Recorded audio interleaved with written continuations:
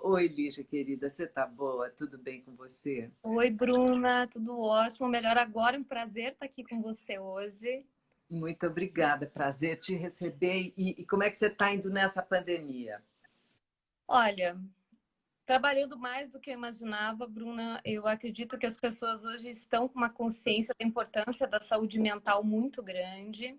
Muito, Muitos tabus foram vencidos também por parte de algumas pessoas que não entendiam o quanto é importante a gente estar bem para fazer o outro bem.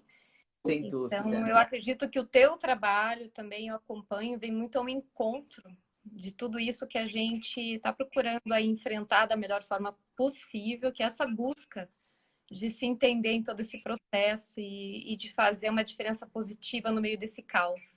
Maravilha, eu vou aproveitar desde já e te convidar para você escrever para a nossa Rede Felicidade também, Ai, tá? uma alegria receber esse convite como autora, como admiradora do teu trabalho e queria até falar para o pessoal que não sabe, né? A gente se conheceu pessoalmente no Rio e foi uma grata surpresa ver que você é uma pessoa ainda mais linda, tanto no físico quanto na alma, pessoalmente. Isso soma muito para quem te acompanha. Eu acho que é importante que as pessoas saibam o quanto que a Bruna também é verdadeira nos bastidores. Isso é muito importante. Obrigada, querida, obrigada. E, bom, faz tempo que a gente está para marcar essa live, mas tinha tanta coisa. A demanda digital, como você disse, nesse momento de pandemia, tem sido muito grande, especialmente porque a gente está mesmo querendo trabalhar para o coletivo, né? Para a comunidade, para o bem comum, porque todos nós estamos enfrentando grandes batalhas, cada um tá sabendo da sua e cada um está achando o seu espaço, o seu caminho, as suas grandes dúvidas, as suas adversidades, cada um está batendo de frente com um monte de coisa, mas a gente está aqui para ajudar todo mundo a superar, né? E o teu Exatamente. trabalho também é constante fazendo isso. E hoje o tema é um tema muito importante para todos nós, né? É um tema tão intrínseco que pouco se fala nele, né? As pessoas falam pouco de autossabotagem, porque as Uhum. pessoas quase que não compreendem tão bem o significado disso, o que é exatamente a autossabotagem. Então, vamos começar com o verbete, vamos começar explicando para quem está nos assistindo é, os mecanismos dessa coisa que de repente, a gente usa sem perceber, porque ela é imperceptível. Ela de uma ordem muito mais inconsciente, né, Bruna? Então, o que eu percebo muito é que, de um modo geral, a gente tem uma leitura muito forte de quando os outros nos sabotam. E uma, Exato. e uma fraquíssima leitura de como somos, quando somos nós os nossos próximos adversários. A gente vê em primeiro plano o outro e depois, quando sobra um tempinho, a gente se vê, quem sabe, um pouquinho como o nosso próprio adversário. E esse eu contra mim mesmo, ele tem muitas vezes uma construção em vários pilares, né? Como psicanalista, eu sempre digo que o nosso ego, ele muitas vezes tenta servir a muitos senhores, Hum, né? A sociedade, aquilo que os outros esperam de mim, aquilo que eu espero de mim mesma. De repente, eu construo também um ideal para mim, uma imagem ideal, e aquilo nem sempre corresponde de fato aos meus desejos mais íntimos. Por vezes, é algo muito mais para agradar do que sim. para ser. E o complicado disso é que quando a gente não conecta com a nossa verdade, nós nos tornamos muito frágeis. A gente vai se enfraquecendo. E muitas pessoas têm um mecanismo que é o seguinte, e agora eu acho que é o grande pulo do gato para quem está nos assistindo pensar sobre isso. Quantas coisas eu deixo de realizar na minha vida por medo que elas não deem certo, e eu me escondo atrás de um papel do tipo, eu não queria mesmo. Ah, eu vou deixar para amanhã. Eu prefiro, às vezes, ser vista como uma pessoa preguiçosa do que como uma pessoa que não deu certo. Então, essas sabotagens do dia a dia, essa falta de comprometimento com as coisas que eu realizo, essa falta de me desafiar, de dar a cara a tapa para a vida, independente do resultado que as coisas tragam, eu me jogar nelas com intensidade, me comprometer com elas, é que muitas pessoas não conseguem. E daí você vai perdendo muitas coisas no trajeto aí. Você tocou um ponto bem importante que é a raiz, né? É legal a gente, quando a gente começa um tema, a gente entender, especialmente um tema que é nocivo para nós, é uma erva daninha na nossa alma, né? É uma coisa que a gente precisaria, teoricamente, conseguir arrancar, ou pelo menos conseguir detectar para você compreender como aquilo está te fazendo mal, que é esse adversário que nós somos de nós mesmos, ou, num caso mais grave, nós somos nossos inimigos. Então, a gente tem que entender o ponto que a Lígia coloca agora, que é o medo, né? A raiz disso tudo começa no medo, porque o medo ele é tão manipulador, ele apresenta tantas facetas, ele se disfarça de tantas coisas que você, às vezes, demora para chegar na raiz dele, dizer, ah, isso é um sintoma de medo. Você fica dando outros nomes, né? Eu não tô... Você fica criando outros rótulos para uma coisa simples que chama medo. Por exemplo, quando você começa a procrastinar, o que quer dizer isso? Adiar. Vamos começar bem pelo simplesinho, né? Quando você começa a adiar coisas que estão ali na tua cara, que você sabe que é importantíssimo você realizar aquilo, que aquilo vai abrir uma porta tremenda para você, que aquilo vai te mover a energia, vai te fazer bem. No entanto, você empurra, adia, não quer mexer com aquilo diretamente. Isso, o nome disso é procrastinação. Quando você faz isso, a raiz disso não é a preguiça, como a Lígia apresenta. E a gente confunde muitas vezes com a preguiça. Fala, até a gente mesmo confunde. Fala, estou com maior preguiça de fazer, mas não é preguiça. Se você analisar direito, muitas vezes as pessoas que procrastinam, elas são zero preguiçosas. Inclusive porque, quando você começa a adiar coisas, você acaba trabalhando o dobro. É a velha história do atalho, né? Você vai pelo atalho, todo atalho dá mais trabalho. Isso é uma frase para todo mundo escrever no seu caderninho. Todo atalho dá mais trabalho, essa é a verdade. Então, a raiz desse medo da autossabotagem, que é o medo de falhar. Eu não vou dar certo. Portanto, onde você está colocando a tua energia? No julgamento dos outros. É importante a gente entender isso. E esse medo, ele vem muito atrelado ao medo da rejeição. Né? E às vezes a gente tem que entender um pouquinho a raiz das situações. É muito comum eu perceber pessoas que sempre foram muito validadas pelos acertos. E aí entra uma questão muito de olhar para a minha educação, para o meu conceito familiar. Porque se eu fui uma pessoa muito permeada para ser reconhecida só quando eu acerto, talvez eu passe realmente a ter muito medo de não acertar. E daí, com esse medo de não acertar, a gente às vezes fica preso a um passado e a gente tem que entender que esse passado ele tem que ser trabalhado. Eu tenho que entender que mecanismos são esses para eu não ficar chicoteando a mim mesma e tampouco a minha família, porque a gente recebe das nossas famílias aquilo que elas puderam nos dar. Então, a gente tem que fazer as pazes com o nosso histórico, entender isso, perceber os mecanismos para que a gente possa fazer ali uma sutura emocional e a partir disso começar a construir novas pontes. Puxa, até esse momento eu funcionei desse jeito, mas eu posso aprender que o ato de eu me colocar diante do meu sofrimento, da minha possibilidade humana de equívoco, não é uma vergonha. A minha vulnerabilidade me torna muito mais forte quando eu entro com ela, né? E uma coisa que eu vejo muito assim comum, a pessoa, muitas vezes ela sente culpa pelo sucesso dela, por exemplo, que a filha não é bem sucedida. Então a gente tem uma outra vertente também da postergação. Puxa, de repente minha família não pode estudar, minha família não pode viajar. E daí a pessoa ela vai galgando passos e chega um momento que ela começa a se sabotar. Que é como se ela transcendesse aquela instituição familiar de alguma forma, aquilo fosse uma forma de ela se sentir mal. Puxa, os outros não conseguiram e eu vou conseguir.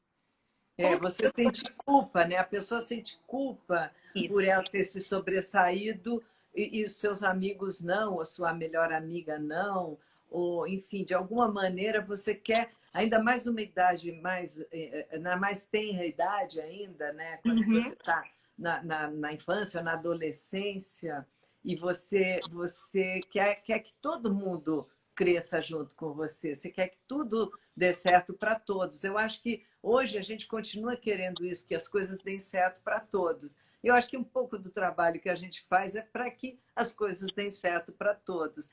E algumas coisas podem não dar certo individualmente, mas isso não significa que você falhou, que isso é um fracasso. Perfeito. O não dar certo não é um sinônimo de fracasso. É não deu certo. Umas coisas dão certo, outras não dão. E é importante você ter esse discernimento para, como disse a Lígia, não nem ser tão se sentir tão orgulhoso nos elogios e nem tão derrotado no fracasso. Ou E uma seja, coisa e isso é tão legal, Bruna, porque uma coisa que eu percebo que as pessoas procuram fugir muito é da falta. A gente não quer sentir falta das coisas, mas a gente esquece que tem um mecanismo na falta, que é o mecanismo de organização. Quando eu tenho algo faltando em mim, eu vou em busca das coisas. Um exemplo muito clássico: dê tudo para o seu filho, tire todas as faltas dele e tire a organização estruturalmente emocional dele. Você acaba tendo uma estrutura emocional dele. Para onde que eu vou se eu não tenho falta? Então, a falta ela não é uma questão negativa para nós, como muitos pensam. São justamente essas lacunas que eu tenho em mim que, ao invés de eu pegar e preenchê-las com medo, eu vou atrás de conhecimento, eu vou atrás de realização, eu vou me expor. Por exemplo, uma pessoa muito tímida. Eu gosto muito dos tímidos, embora às vezes eles não gostem muito da timidez. eu também gosto muito. Eles são muito bons ouvintes, são pessoas que têm um mundo interno muito rico. E às vezes, quando eles começam de passinho em passinho, não de grandes saltos, mas de passinho em passinho, se expor um pouco mais, eles vão entendendo a importância da riqueza interior que eles têm. E eles vão desbravando caminhos, degrauzinho a degrauzinho, step by step ali, e vão entendendo o quanto que aquilo, quando compartilhado, agrega valor. Então, eu digo para as pessoas, olha, por que que a gente tem que ser assim a pessoa que dá certo em tudo? Por que que nós não podemos ter felicidade dando certo em algumas coisas e Claro. até É a vida, né? até reconceituar isso? Eu acho que o que que é dar certo?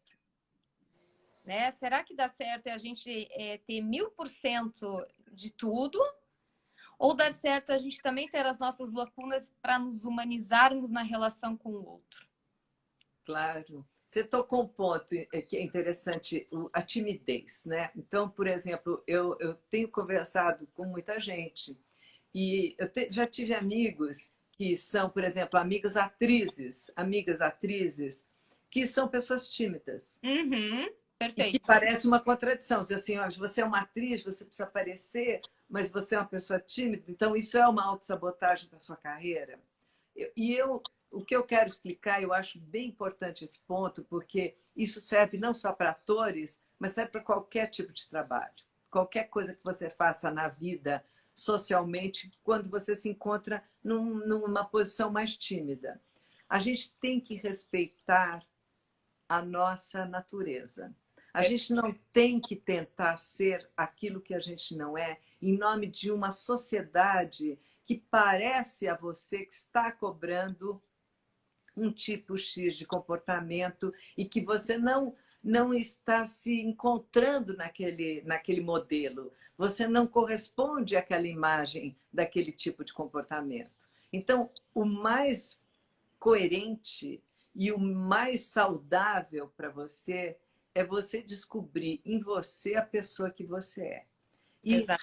E respeitar profundamente essa pessoa. Então, se você é uma pessoa tímida, você tenha consciência disso, não tente ser o que você não é, não se envergonhe de ser isso.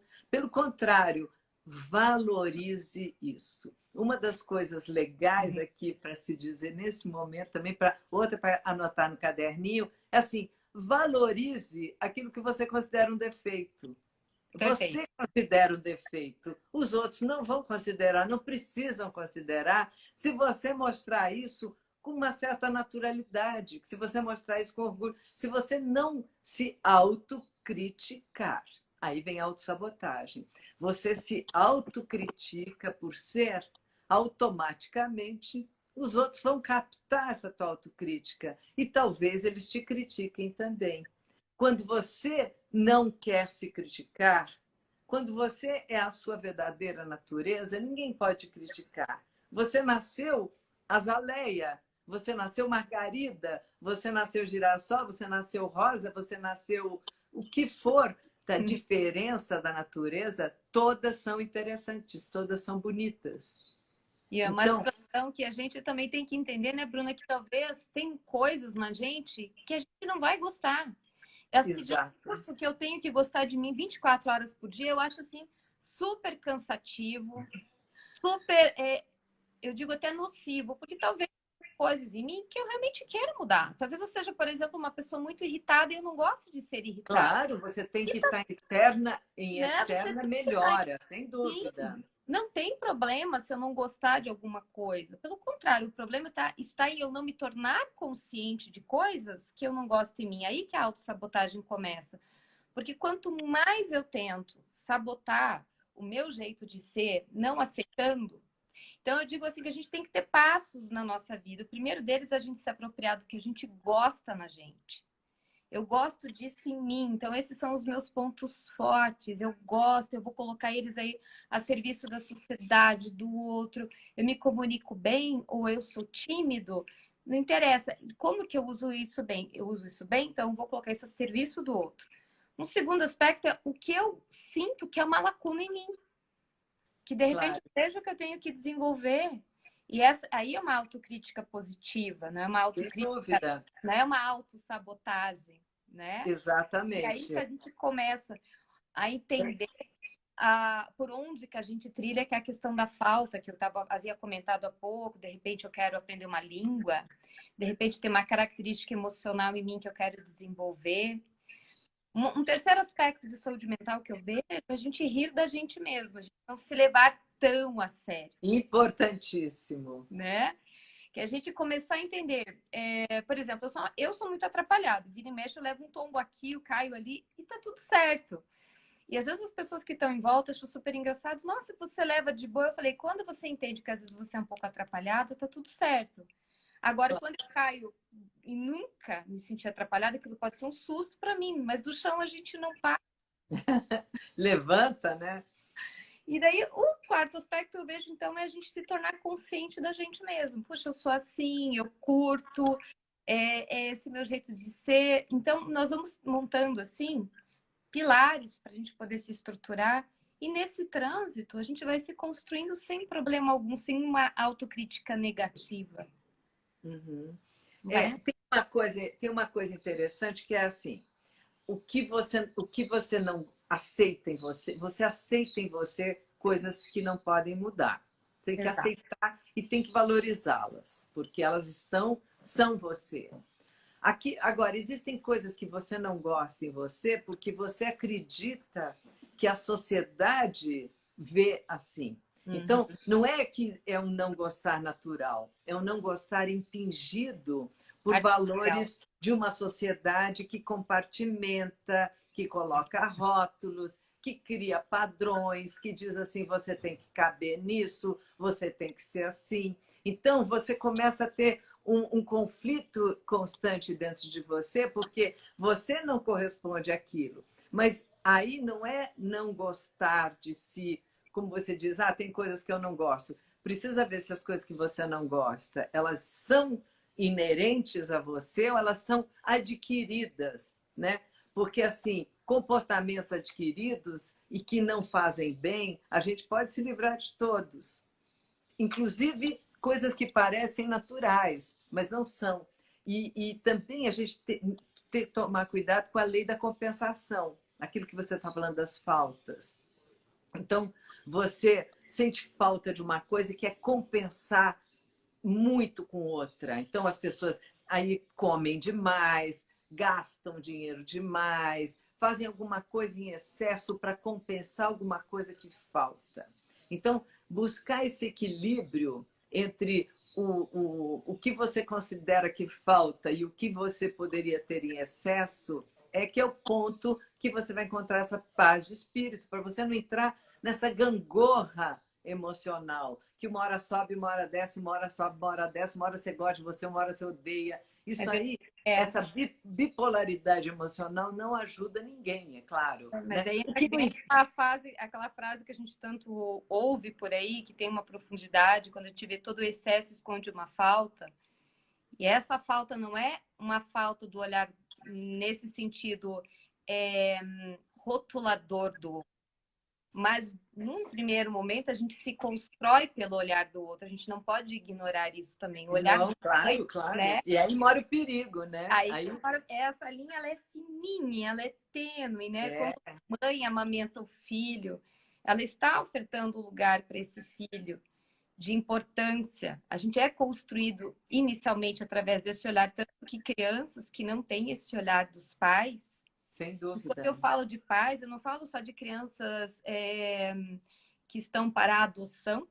Eu estou falando de crianças que, inclusive, muitas vezes têm o pai e a mãe dentro de casa, mas que geraram a criança, mas não adotaram essa criança emocionalmente. Que isso também acontece. Às vezes você tem o pai e a mãe, mas o pai e a mãe são funcionais, não são emocionais com a criança.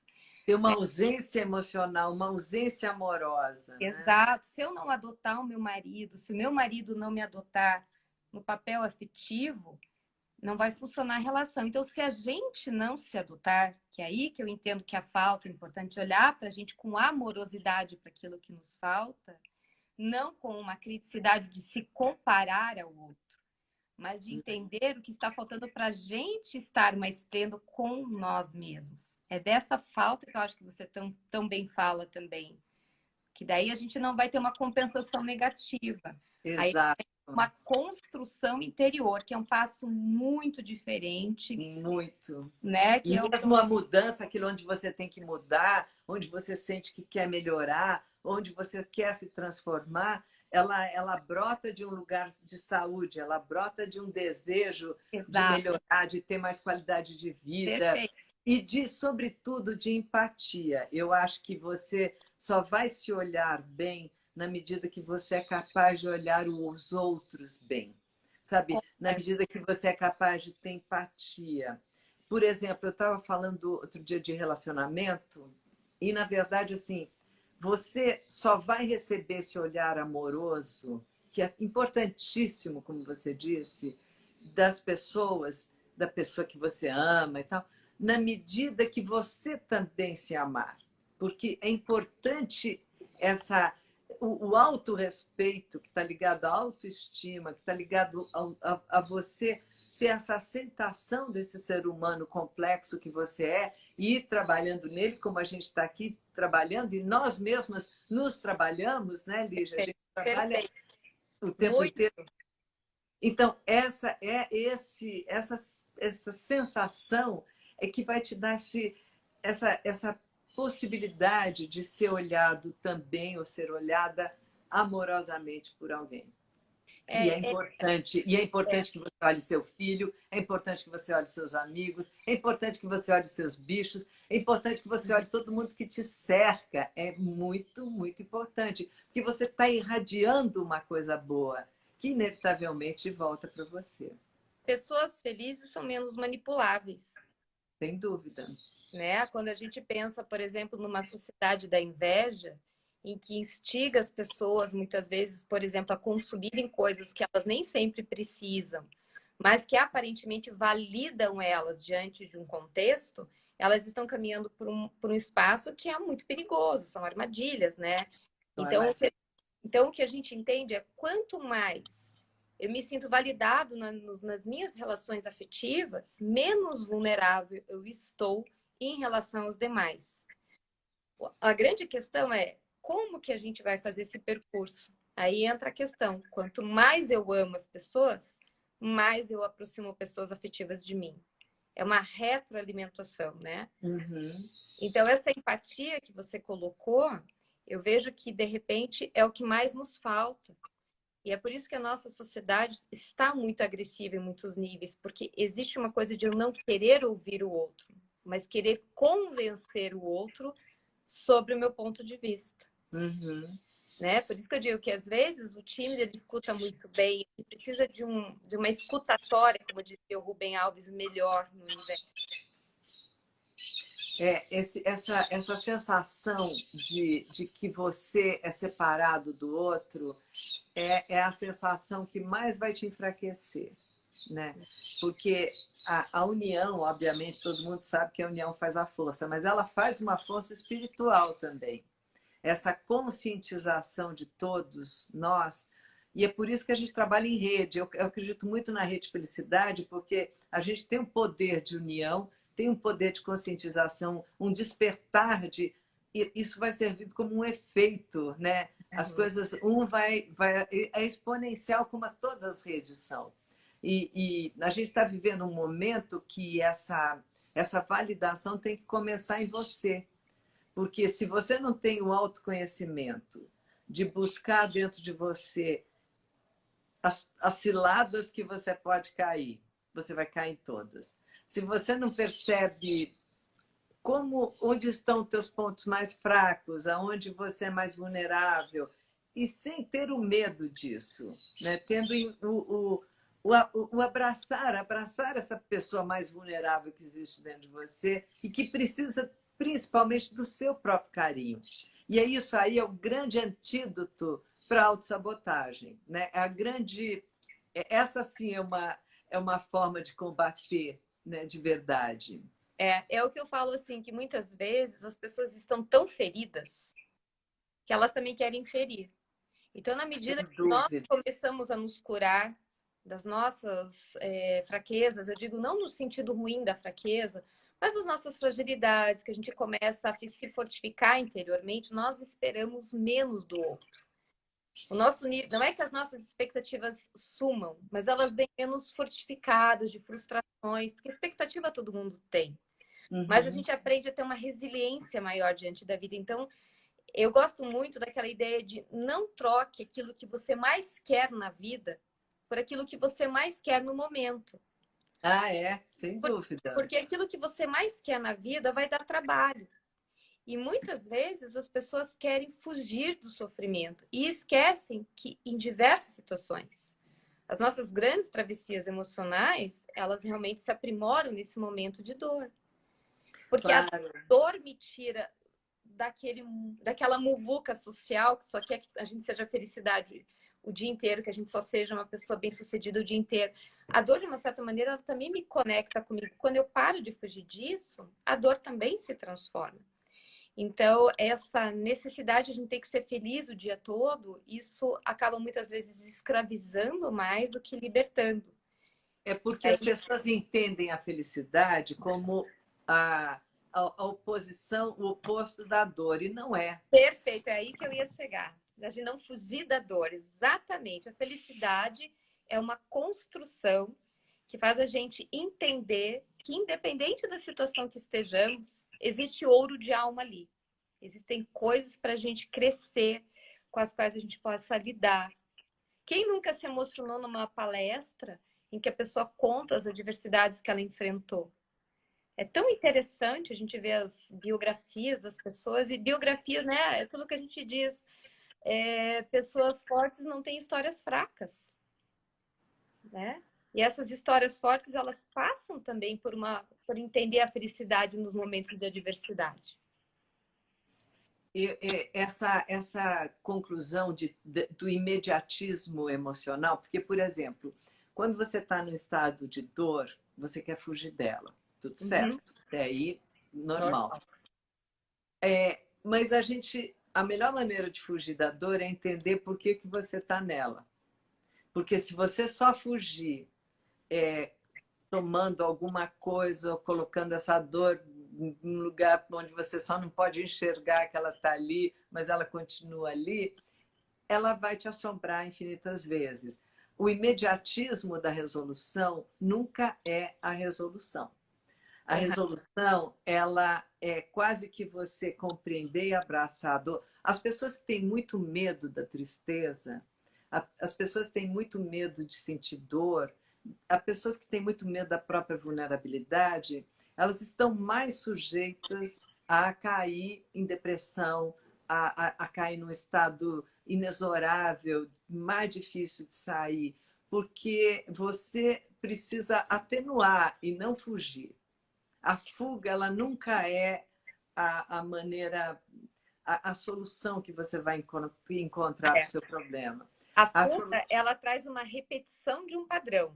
Exatamente. Você vai continuar caindo eternamente no mesmo buraco, né? Exato. O Einstein tem uma frase maravilhosa que ele diz assim: você não consegue resolver um problema no mesmo estado de espírito em que você criou o problema. Tem que ir para outra plataforma, né?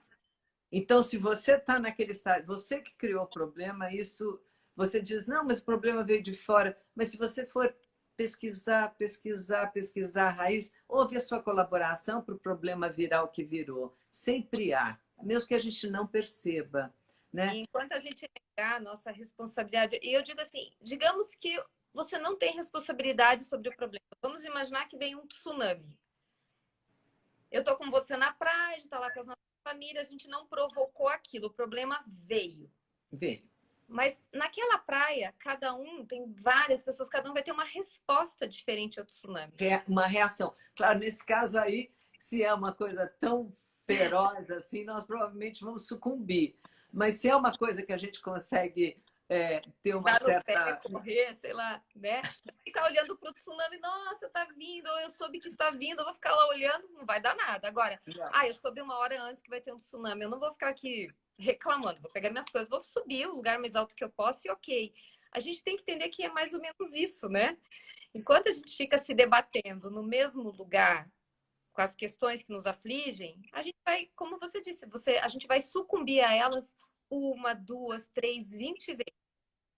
Na hora que a gente entende que a reação tem que mudar para eu poder criar uma nova plataforma de apoio, como você falou, a gente ir para um outro nível, é ali que a gente vai poder conseguir ter uma estrutura de olhar a vida de uma outra perspectiva e nos reconhecer como alguém que amadureceu naquele nível. Porque a nossa autoestima, ela não é construída, entre aspas, só com aquilo que a gente gosta. Mas ela é construída com aquilo que a gente supera em nós mesmos. Puxa, eu consegui. Isso dá uma força tão grande para nós, né? Eu reajo mal a isso, eu tenho preguiça disso, eu fico brava à toa com aquilo, quando eu vejo eu perco o controle. Todas essas coisas que você precisa operar melhor, você pode operar melhor. Mas é fundamental não cair na cilada, porque é mais uma cilada, do imediatismo da resolução. Exato. Porque é assim, o imediatismo da resolução, ele vai te enganar.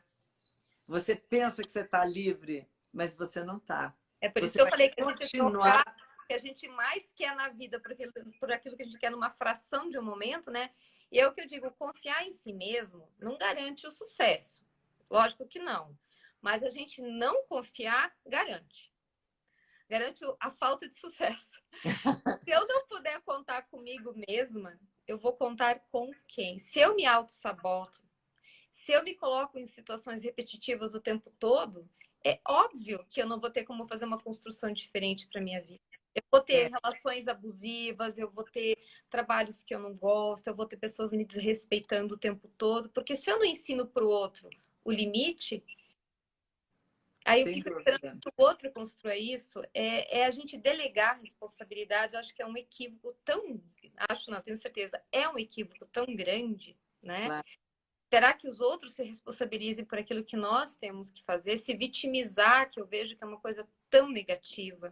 Quando você se vitimiza, você acaba, de fato, sendo essa vítima. Não tem como você sair disso. Você é essa vítima. Você construiu uma relação, e eu acho que a sensação do que é uma relação abusiva, ela é muito perceptível imediatamente, ela é muito perceptível rapidamente. Por mais que a pessoa diga, não, mas depois ele foi um amor, isso no caso de homem e uma mulher, né? Depois ele diz que se arrependeu, depois ele diz que me ama. esse depois é um truque. Então, você não detectar imediatamente aquela mão que aperta sua mão, que ela vai poder se levantar contra você, se você não detectar isso de imediato e sair fora e dizer, não há amor que vale isso. Eu não mereço uma relação de sofrimento, né? Porque certas dores, elas são realmente inevitáveis na vida. A gente perde pessoas que a gente ama, isso aí, a gente vai passar por isso. Mas como diz o budismo, o sofrimento é uma opção. Ele é É. opcional. Eu vejo Então isso até você... na questão do perdão, né, Bruna? Concordo. Quando a gente tem uma dificuldade de perdoar, enquanto a gente está no mecanismo, e veja, eu não estou falando para as pessoas que é algo fácil, né? Eu vejo o quanto que às vezes demanda de energia, mas quando a gente perdoa o outro, o primeiro a se beneficiar somos nós. Nós nos libertamos de uma engrenagem que estava nos aprisionando. E Claro. é ali, naquele viés, que a gente consegue abrir um caminho novo. Uma pessoa que às vezes fica muito ressentida num divórcio, ou muito ressentida com um trabalho, ela demanda uma energia tão grande dela na sequência que ela não consegue se reconstruir no processo. Claro, porque ela está gastando uma grande parte da energia que ela tem para carregar um peso que não é mais dela, é uma bagagem que ela não precisa mais carregar com ela. Exato. Então, assim, quando você sente que você está reagindo pesadamente às coisas, é porque você está pesado de alguma maneira e porque você está carregando esse peso, mesmo que seja imperceptível para você. E a autossabotagem, ela também tem assim, um circuito que eu acho bem importante, que você falou no começo da nossa live, que é a questão do medo, né? A gente normalmente tem medo, todos nós temos medo, mas quem se autossabota realmente fica paralisado com esse medo. E daí, mesmo quando conquista alguma coisa, fica muito mais valorizando o medo de perder o que conquistou do que a conquista em si. E tem uma coisa importante nisso. Quem se autossabota, quando conquista alguma coisa, acha que não merece. Muito comum. O não merecimento é uma ideia da nossa cabeça. Quem inventa o não merecimento somos nós. Não existe nenhuma lei, nenhuma coisa social, nenhuma invenção divina, nenhuma religião, nada que vai dizer para você que você não merece ser feliz. Mas Não pode existir.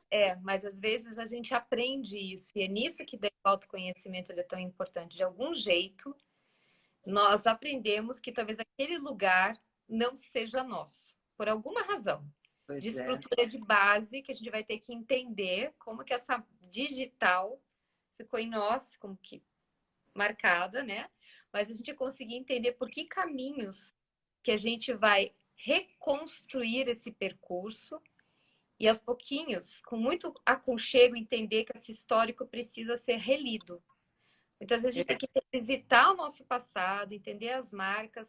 Às vezes, a gente vem de famílias inteiras em que as mulheres nunca tiveram voz, que aquele espaço não era dado a elas. Claro. E, de repente, vem alguém que vai reproduzindo, reproduzindo, até que vem uma mulher e quebra essa coisa de uma forma. Uhum. Não vai ser fácil, porque essa mulher também aprendeu que aquele espaço de fala não é dela. Mas, em algum momento, ela vai ter que fazer toda uma releitura, até para não se revoltar com a história das mulheres da família. Por que ninguém nunca fez e não fez? Porque foram herdando essa padronagem. Para poder ter uma releitura. Porque, às vezes, a gente ocupa um lugar não porque a gente queira, mas porque a gente não conhece outro. Então, claro. A gente vai tendo, eu digo que viver é a gente se apresentar, é nós nos apresentarmos o tempo todo para nós mesmos, né? Aquela coisa, conheço aquela pessoa. Quanto tempo você não fala com ela? 10 anos, então você não conhece mais. Claro. Porque pela lei da vida ela mudou em alguma coisa, né? E na hora que você quebra essa estrutura repetitiva, você cria um novo ciclo, né? E você ressignifica as coisas. Exato. Isso dá um certo trabalho. Muito. Obviamente, quando você, de certa maneira, é pioneiro nisso, então é bastante complicado. Porém, tem uma força dentro de nós, que é a nossa intuição, que ela tem que ser ouvida. A gente tem que ter esse olhar para dentro do autoconhecimento e descobrir essa voz que fala do coração. A gente tem uma voz interior que explica melhor para a gente quem a gente é, mas a gente anda muito embrutecido, muito embotado de barulho para conseguir ouvir, porque ela é sutil, né? Fala muito baixinho, você precisa prestar atenção mesmo. E aí tem alguns mecanismos que ajudam a gente a fazer isso, seja a meditação, o mindfulness, tem algumas coisas que podem, exercícios que podem te auxiliar, mas de todas as formas, essa sensação que muita gente carrega de ser uma fraude, de dizer eu não mereço, eu estou num lugar que isso não.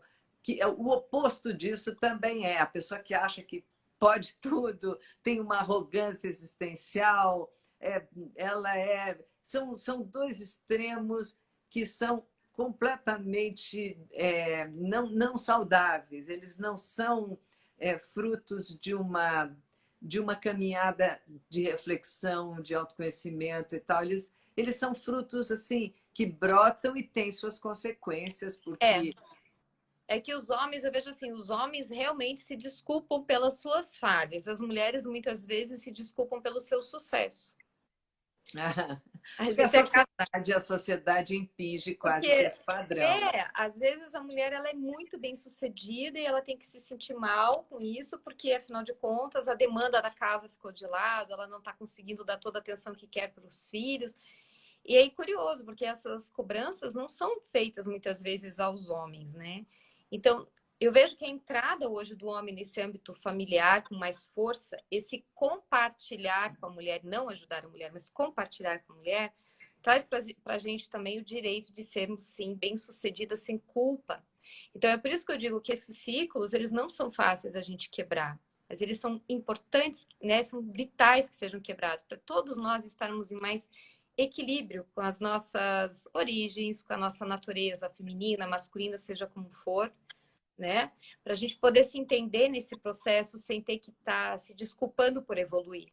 Claro, e eu acho que esse momento de pandemia que a gente está passando, e para quem teve o isolamento, e mesmo para quem não teve, todo mundo, de certa maneira, teve uma reclusão dentro de casa, com as crianças e com o marido, enfim, quem tem a família, e percebeu profundamente a importância de dividir as tarefas.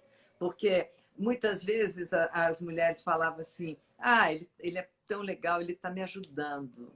Ajudar é para acabar, ajudar, né? Ele está me ajudando como a lavar a louça, ele está me ajudando a trocar fralda, a criar o filho, ele está me ajudando. Quando, na verdade, o trabalho é dos dois. Não existe nada mais do que ele deveria fazer, né? A gente não tem que aplaudir o homem para ele trocar a fralda do filho dele, né?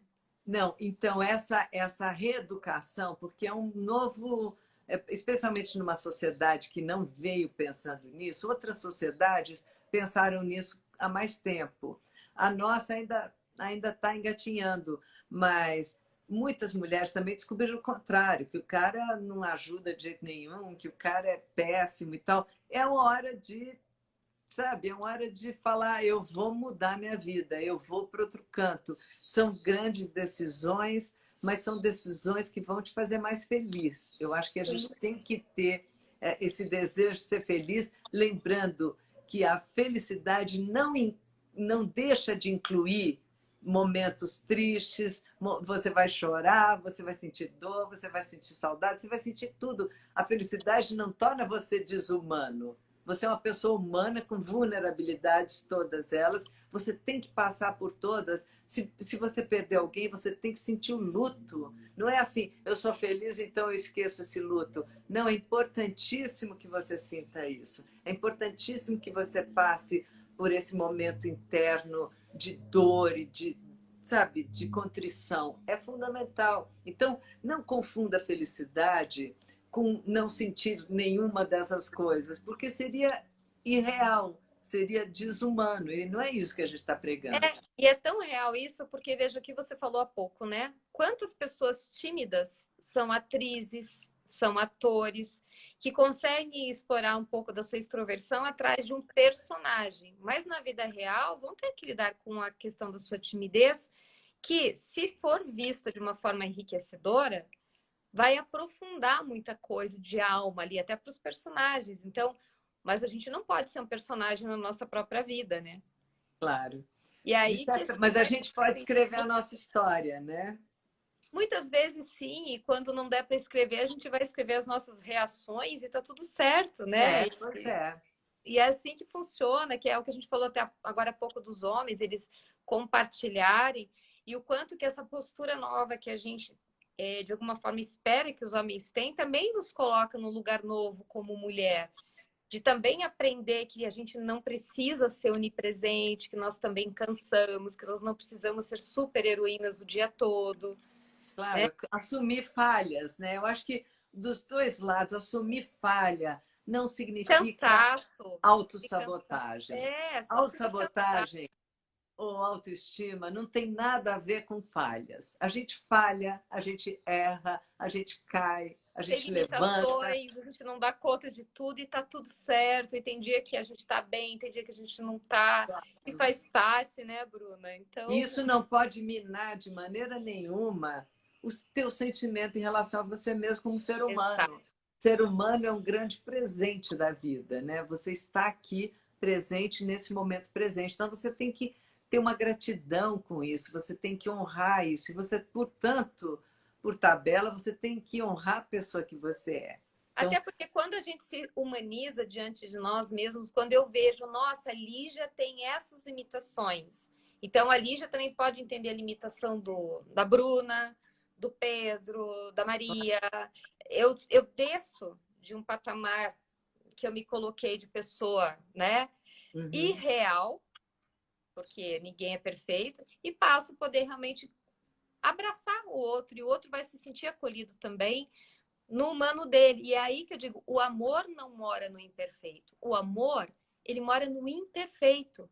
É quando a pessoa menos julga que menos merece o nosso amor, é quando ela mais precisa. E nós também precisamos isso do outro. Mas a gente só é capaz de entregar isso quando a gente também está fazendo as pazes com os nossos imperfeitos. Por isso que eu não gosto muito daquela coisa assim, duas metades de uma laranja. Não. Laranja, laranja, abacate, abacate. E você não tem que estar ali inteiro, nem o outro sendo metade. Você está ali sendo quem você é, que é para isso que a gente está numa relação, para a gente se enxergar através de outros espelhos, seja com o parceiro, com o filho, com os pais, com os amigos. Somos espelhos, sermos espelhos saudáveis para os outros, né? Claro, a beleza, inclusive, está na diversidade, né? A beleza está em você compreender, porque se você só compreender quem você se identifica e quem você acha que é igual a você, você vai estar uma limitação muito grande. Empobrecedor. Até porque a gente não sabe ainda quem a gente é. A gente demora, a gente chega numa caminhada, num percurso de grande trabalho, trabalho individual mesmo, né? Um trabalho corajoso. O trabalho de autoconhecimento é um trabalho corajoso, porque você vai ter que entrar em portas que vão te doer de certa maneira, que vai mexer com coisas que vão mexer profundamente com você, que você vai ter mais para os meus psicanalizantes, quando eles falam, Lígia, eu tô vindo aqui buscar ajuda porque eu não sei se eu estou em desequilíbrio. Eu falei, não, desequilíbrio eu não sei. Com coragem você deve estar muita. Porque para a gente ter esse enfrentamento de nós com nós mesmos é exatamente isso que você colocou. Tem que ter muita coragem. A gente se encarar requer coragem. E para a gente ter coragem, a gente tem que entender que o imperfeito tem que andar de mãos dadas com nós mesmos. E isso não é uma autossabotagem. Isso é amor e amor dos bons.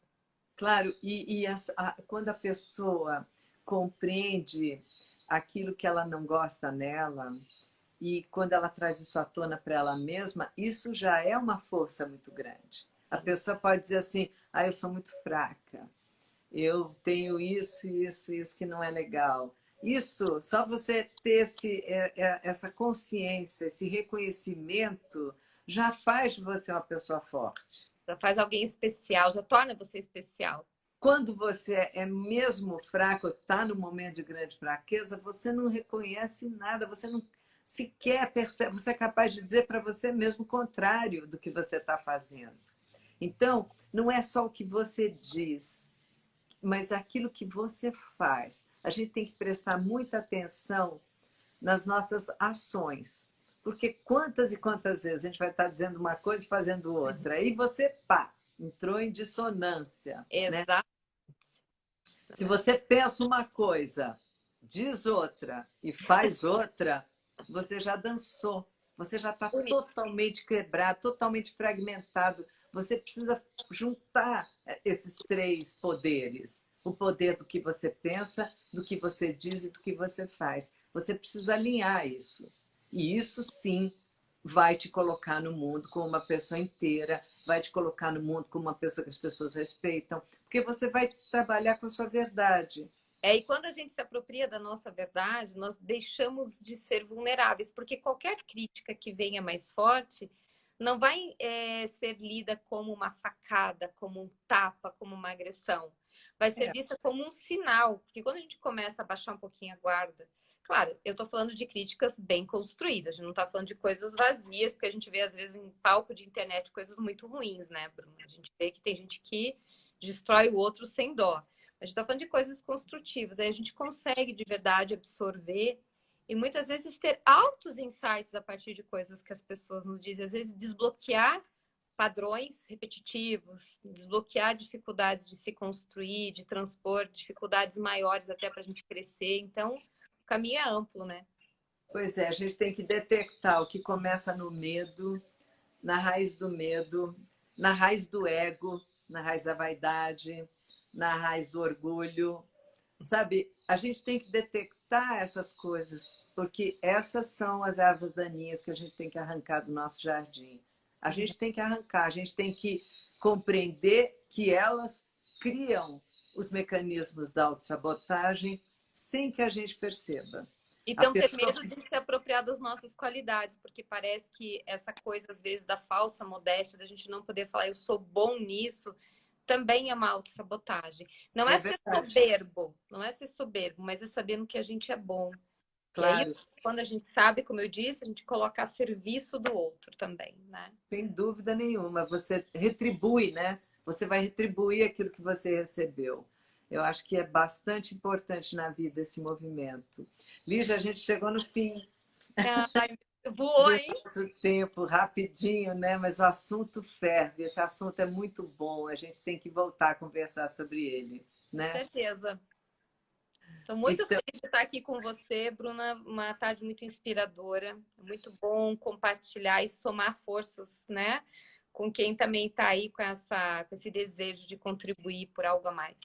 É isso mesmo. A gente junta esforços e a gente junta uma porção de pessoas que estão aqui assistindo a gente, que ainda vão assistir depois, porque eu falo para todas, as lives ficam sempre salvas no meu canal do YouTube, quer dizer, muita Bom saber, já falo para o pessoal que não pôde no meu canal, já aviso. Exatamente. Então, é legal porque as pessoas vão juntar, sabe? Eu acho que a gente forma uma corrente. Eu acredito nessa corrente do bem. Eu acredito em que a gente vai formando pequenos elos e todo mundo que está aqui assistindo, que mandou mensagem, que está mandando corações, está aqui com a gente, muito, muito obrigada. E vocês são elos dessa corrente. Muito lindo esse pessoal aqui escrevendo. Eu estou aqui acompanhando, toca, gente, de ver que está todo mundo pensando junto. É uma força muito grande que toma forma. Tenho certeza que cada pessoa sai um pouquinho diferente depois de um bate-papo né, como esse. Eu vou ser diferente, com certeza.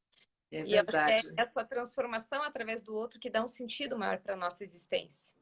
Claro, a gente abre canais dentro de nós e dentro dos outros. E o mais bonito de tudo, a gente junta esses canais. A gente não está sozinho, nenhum de vocês está sozinho. Aliás, esse é um dos princípios mais importantes da gente não se auto-sabotar, é a gente entender o quanto o outro é importante na nossa construção e a responsabilidade que a gente tem sobre o outro também. É verdade. Lígia, querida, super obrigada. Um beijo enorme para você. Pra você muito também, obrigada. Tudo de bom. Obrigada a todos que estiveram com a gente nessa tarde linda. Então, muito obrigada, gente. Obrigada por vocês, amados. Vocês estão juntos sempre. Eu fico super feliz. Obrigada pelas lindas mensagens. E vamos continuar junto. Quinta-feira tem outra. Beijo, querida. Obrigada, viu, meu amor? Até. Tchau.